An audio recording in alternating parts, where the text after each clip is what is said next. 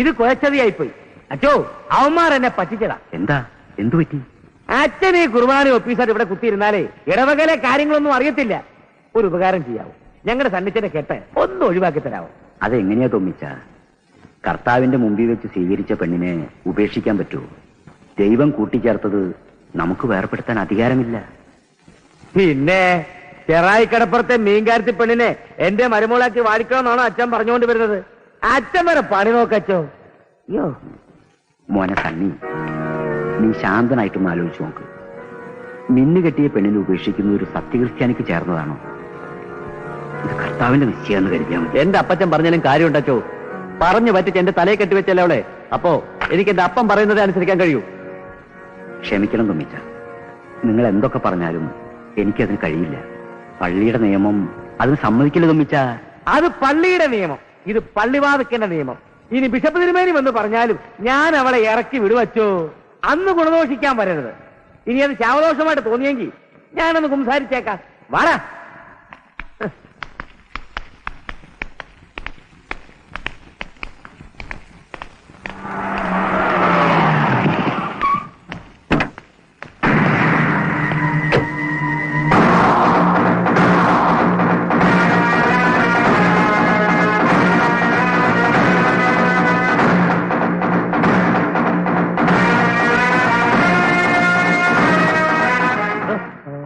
ഇവനെന്താ പേര് പള്ളിക്കാരിയോ?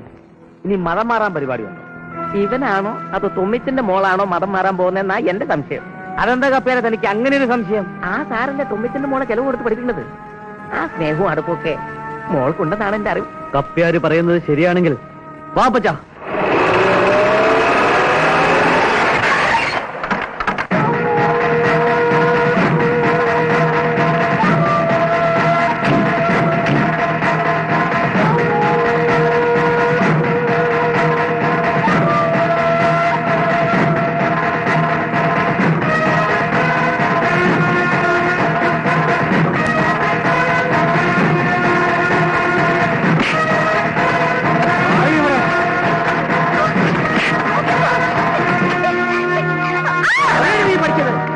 പഠിപ്പിക്കണമെന്ന് ഞാൻ പറഞ്ഞപ്പോ നിങ്ങൾ ആരും കേട്ടില്ല. ഇവളെ മൈസൂട്ടാക്കാൻ എന്തൊരു തിരക്കായിരുന്നു. നിന്നെ പഠിപ്പിക്കണമെന്ന് ആരാന്നറിയോ? ചന്തയില് നമ്മളെ വെല്ലുവിളിച്ച് കിടക്കണ ആ പെണ്ടി ധർമ്മൻ. എന്നെ പഠിപ്പിക്കണമെന്ന് പറഞ്ഞ് വന്നൊന്നല്ലോ, പള്ളിയിൽ അച്ഛൻ മുഖാന്തരല്ലേ. എടി, അവന് തൊമ്മിയുടെ മോളെ മാത്രമേ കിട്ടിയുള്ളൂ പഠിപ്പിക്കാൻ. എന്നെ തോപ്പിക്കാൻ നോക്കുക അവൻ. അപ്പച്ചൻ വിചാരിക്കണ പോലെ ഒന്നല്ല, അയാള് നല്ല മനുഷ്യൻ. ഞാൻ അല്ല, ഇപ്പൊ മകളുടെ നേരെയായോ? ഈ അപ്പനും മക്കൾക്കും തമ്മിത്തല്ലല്ലാതെ വേറെ പണിയൊന്നുമില്ലേ? നിന്റെ നാവ് അടങ്ങിയില്ലല്ലേ? ചെറായി കടപ്പുറത്ത് കണ്ട ആപ്പേനെ ഉപ്പേനെ കത്തികാട്ടി വിരട്ടിയെന്ന് വെച്ച് പള്ളിവാക്ക് തൊമ്മിച്ചൻ പേടിക്കൂല. എന്നെ പേടിപ്പിക്കണ്ട. ഇപ്പൊ കാണിച്ചു തരാന്ന് പറഞ്ഞല്ലേ ഇറങ്ങി പോയത്, എന്നിട്ട് ഒന്നും കണ്ടില്ലല്ലോ. മിണ്ടായിരിക്കടി. വലിഞ്ഞു കയറി വീട്ടിൽ വന്ന പോലെ ചട്ടമിത്തരം കാണിക്കുന്നു. അപ്പച്ചാ, ആദ്യം നമുക്ക് ആ ധർമ്മനെ നിലക്കിർത്തണം.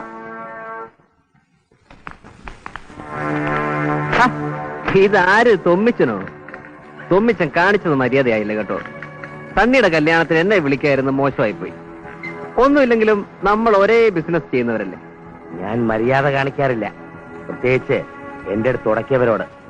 ജീവിതത്തിൽ ആദ്യമായിട്ടാ എന്റെ നേരെ ഒരുത്തം വിരളി കൊണ്ടുവന്നത്. നമുക്ക് ഇരുന്ന് സംസാരിക്കാന്നേ. ഇരിക്കു തുമ്മിച്ച. സണ്ണി ഇരിക്കെ. നീ എന്താ പൊട്ടം കളിക്കണോ? അല്ല, കാര്യമായിട്ടാ പറയുന്നത്. ഒരു ആദിത്യ മര്യാദ ഇല്ലേ? ഇരിക്കെ. മാർക്കറ്റിൽ കുറഞ്ഞ പലിശയ്ക്ക് പണം കടം കൊടുക്കാൻ നീ വന്നപ്പോ നീ ഒരു ബുദ്ധിയുള്ളവനാണെന്ന് എനിക്ക് തോന്നി.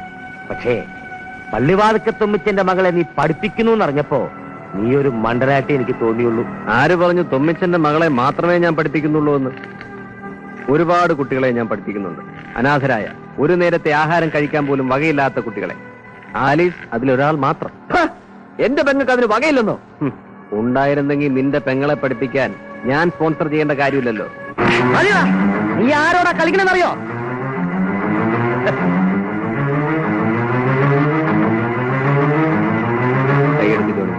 എടുത്തില്ലെങ്കിൽ നീ എന്ത് കേടാ പട്ടി?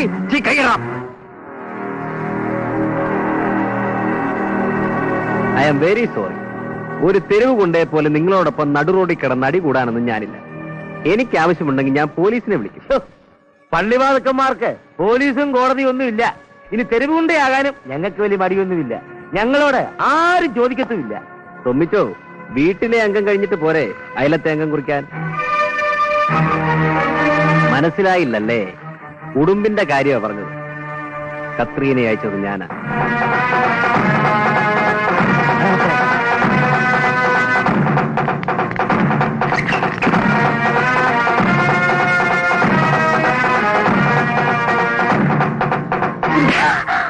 അവന്റെ വാക്ക് കേട്ട് എന്റെ ജീവിതം തെളിച്ചിട്ട് ഞങ്ങളുടെ അപ്പന്റെ നേരെ കൈ ചൂണ്ടി സംസാരിക്കുന്നോടി കൊല്ലും ഞാൻ.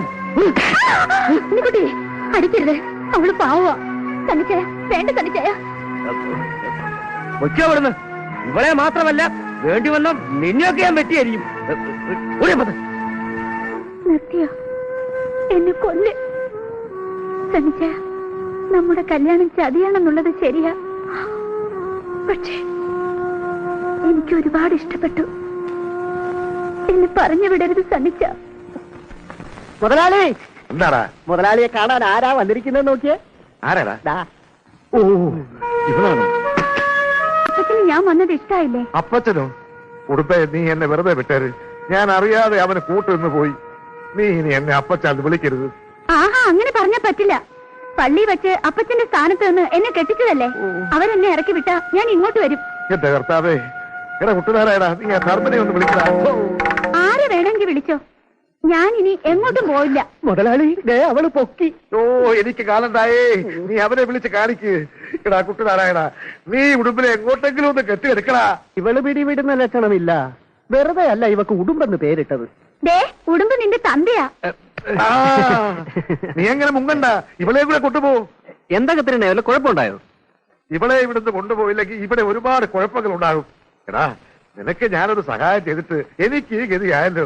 നീ തന്നെ ഇവളെ കൈകാര്യം ചെയ്താൽ മതി. വാടാ. അങ്ങനെ എല്ലാരും കൂടെ എന്നെ ഇറക്കി വിടാൻ നോക്കണ്ട. എന്താ ഉണ്ടായെന്ന് പറ കത്രീന. എന്തുണ്ടാവാനോ? അവിടെ ഒരു മനസമാധാനം ഇല്ല. ഒന്നി ഞാൻ ചാവും, അല്ലെങ്കിൽ ഞാൻ ആരെങ്കിലും തട്ടും. തൊമ്മിച്ചും സൗകര്യം തരണില്ലല്ലേ? അവനെ ഒതുക്കാനല്ലേ നിന്നെ അങ്ങോട്ട് അയച്ചത്. ഇങ്ങനെ ഒതുക്കാനായിരുന്നെങ്കിൽ വേണ്ടായിരുന്നു സാറേ. തൊമ്മിച്ചനെ ഒതുക്കാനൊക്കെ എനിക്കറിയാം. പക്ഷേ പാവം സണ്ണിച്ചനെ ഓർക്കുമ്പോ എനിക്കൊന്നിനും കഴിയുന്നില്ല. എന്റെ കഴുത്തിൽ താലി കെട്ടിയ പുരുഷനല്ലേ. ആണല്ലോ.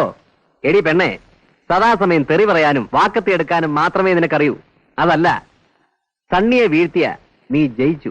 അപ്പനെ വിട്ട് സണ്ണിച്ചായി നിൽക്കില്ല. ഒരു പെണ്ണ് വിചാരിച്ചാൽ സാധിക്കൂലേ? സാക്ഷാൽ ദുർവാസാവിനെ വരെ ഒരു പെണ്ണ് കീഴ്പ്പെടുത്തിയില്ലേ? പിന്നെയാണോ സണ്ണി? മയക്കണം. തെറി വിളിക്കുന്ന നാവിൻ തുമ്പിൽ നിന്ന് ശൃംഗാരത്തിന്റെ മണിമുത്തുകൾ വീഴണം. തീ പാറുന്ന ഈ കണ്ണുകളിൽ കാമം നാം വിടണം. ഈ പുരികക്കൊടി കാട്ടി അവനെ നീ കീഴ്പ്പെടുത്തും.